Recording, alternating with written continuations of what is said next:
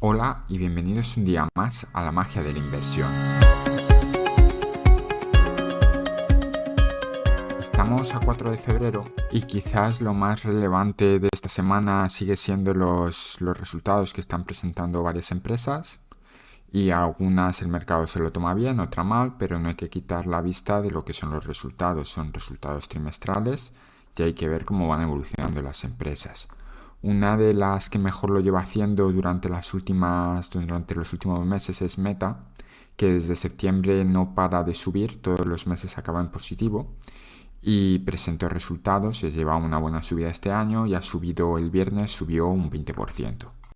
Y estas subidas, cuando son tan grandes, se deben a distintos factores, no suele ser solo una cosa, sobre todo en empresas tan grandes ya cotizadas. Es demasiado raro, o es que pasen empresas grandes que están muy analizadas por el mercado.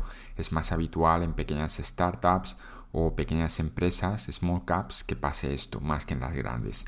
¿Qué es lo que pasa con Meta en particular? Pues Meta, para empezar, había bajado muchísimo cuando anunció toda la inversión que estaba haciendo en el metaverso, puesto que no convencía. No convencía, además su red social principal, Facebook, parecía que dejaba de crecer. Y bueno, había muchas dudas sobre esto del metaverso, como que Facebook, en Meta, que es como se llama la empresa, como que llegaba demasiado pronto. ¿Y qué ha pasado? Bueno, esta semana Apple ha lanzado sus nuevas gafas de realidad virtual que cuestan unos $3.500, solo las ha lanzado en Estados Unidos, y se empieza a ver como que sí que hay mucha gente interesada en ello, que ha habido colas como casi todos los productos de Apple, y se empieza a ver que, oye, que esto que decía Facebook o Meta del metaverso, pues no es tan raro, por lo menos no está tan alejado de lo que podemos pensar. O sea, no va a ser algo que adoptemos todo el mundo de aquí a medio año, pero sí que tampoco va a ser algo que veamos en 30 años, o al menos eso parece. Entonces, todas las dudas por las que en su momento bajó, pues parece que se disipan. Luego presenta unos resultados que son unos resultados bastante buenos, que empieza también a hablar de cómo está usando la inteligencia artificial, que es algo que, como sabéis, está muy de moda y que Nvidia se está haciendo de oro con eso. Y por último anuncia también que va a empezar a dar un dividendo. Y claro, todo esto se junta con un poco de euforia de que estamos en un mercado, por lo menos los últimos meses están siendo alcistas, y boom, la acción se dispara.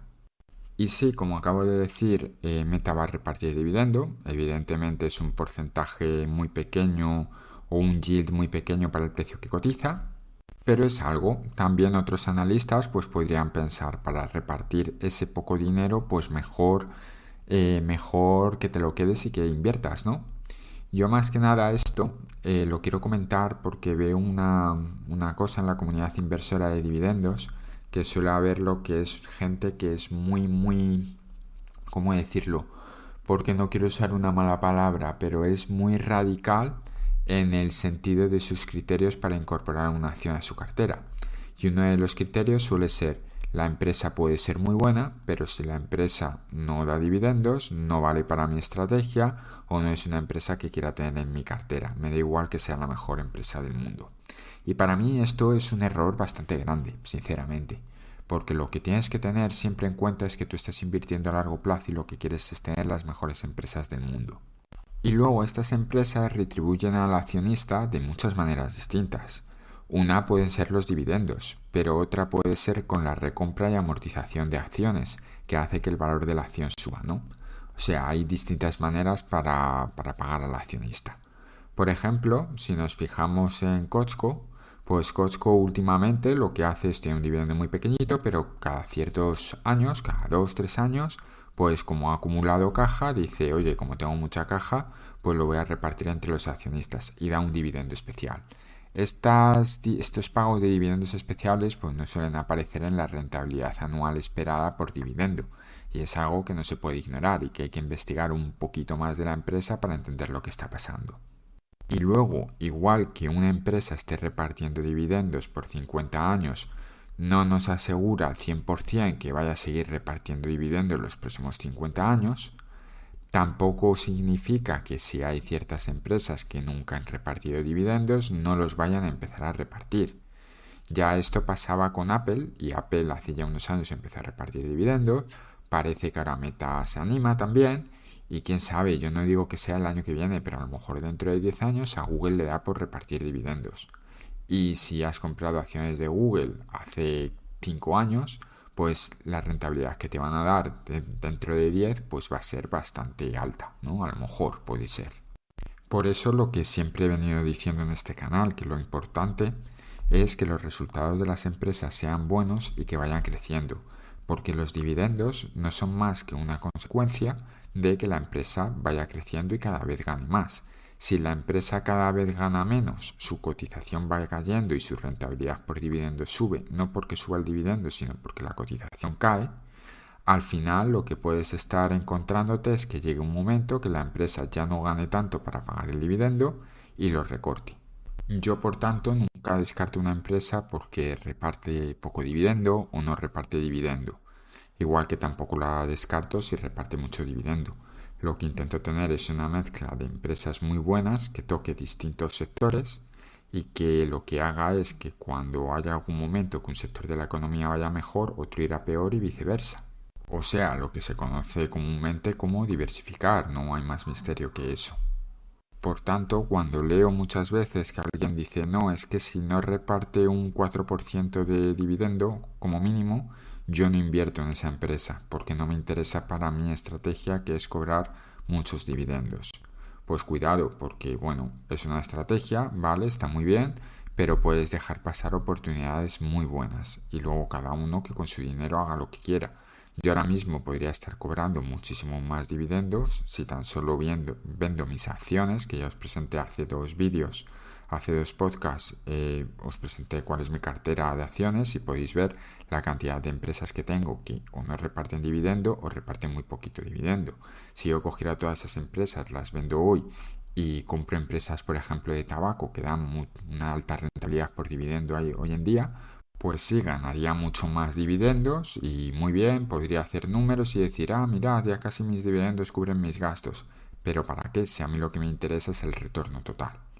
Y como digo, yo considero que invierto en dividendos y en dividendos crecientes, pero no por ello voy a dejar de invertir en buenas empresas.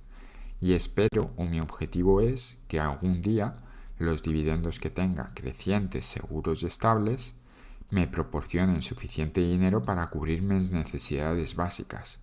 Y luego con el resto de empresas que voy a tener, como puede ser por ejemplo Google, si no reparte dividendo, lo que puedo ir pensando o jugando es, vale, como tengo todo este dinero aquí, pues decido en su momento, cuando quiera dar el paso de dejar de trabajar, las vendo y compro empresas que reparten dividendo, o me las quedo y como las necesidades básicas las tengo cubiertas, lo único que hago es, si algún año me quiero ir de vacaciones, unas vacaciones más caras, pues vendo un poco de estas acciones que no reparten dividendo.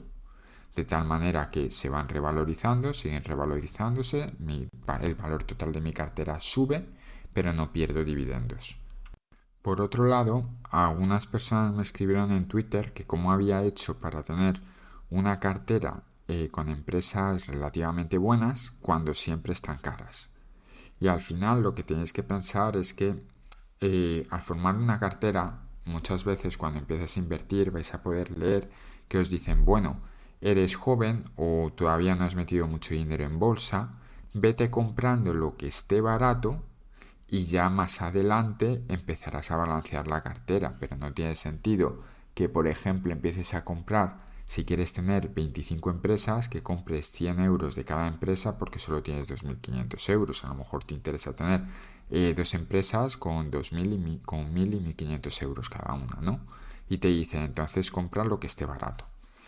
Y eso está bien, pero lo que nunca te dicen es, vale, ¿y a partir de qué momento debería mi cartera empezar a parecerse a lo que sería mi cartera ideal, mi cartera que yo pienso que quiero tener?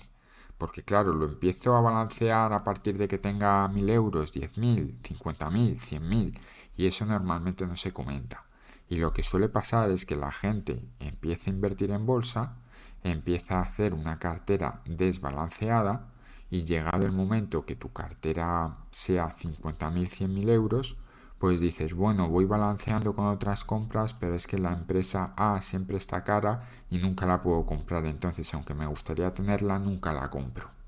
Y esto hay que tener mucho cuidado porque esto lleva a que luego nunca acabes teniendo una cartera tal y como la quieres y entonces, bueno, pues haya problemas porque dices, oye, si ahora quiero vender esto que compré, que tengo mucho, pues tendría que pagar impuestos, etcétera, etcétera.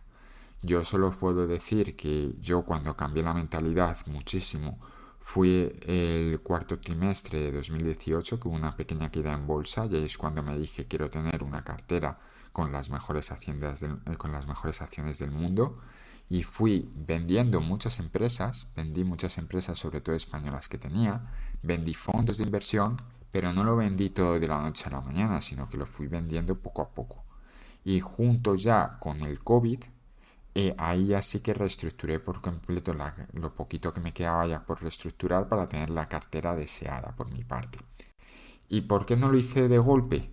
Porque realmente yo lo que hice para no pagar impuestos, iba vendiendo cuando las empresas caían y compraba inmediatamente otras empresas que habían caído, que quería. De tal manera que siempre estaba vendiendo o con muy poquito beneficio o con pérdida. Porque el problema es si vendes con mucha ganancia, pues te toca pagar más impuestos. Y poco a poco fui rebalanceando mi cartera. Y sinceramente, y mirando al pasado, si tuviera que empezar de nuevo en 2013 como cuando empecé, sí que es cierto que era otra época y bueno, no había las facilidades de poder indexarte como te puedes indexar ahora, no era tan fácil comprar acciones de Estados Unidos o por lo menos no era tan barato como ahora, pues si pudiera volver a 2013, pues probablemente lo que haría si no me quisiera liar la cabeza sería me indexo al índice World o al SP 500 y ya está. Y si me quiero complicar la cabeza, hubiera estado invirtiendo directamente en las empresas que quiero tener al final. Porque, como os he dicho muchas veces, te va a dar igual si has comprado, por ejemplo, Louis Vuitton a 650, a 680 o 700 dentro de 30 años cuando esté a 10.000 euros, lo que te va a importar es cuánto compraste. Entonces creo que es mejor ir comprando siempre que no se pague un precio excesivo, pero solo ir comprando las empresas ideales. Por tanto, si de primeras ya sabes más o menos cómo tiene que ser tu cartera ideal, simplemente céntrate en esas empresas y vete mirando pues cuál de ese grupo está más barata para ir comprando poco a poco. Y nada más, espero que os haya resultado interesante el podcast y os leo en los comentarios. Hasta la semana que viene.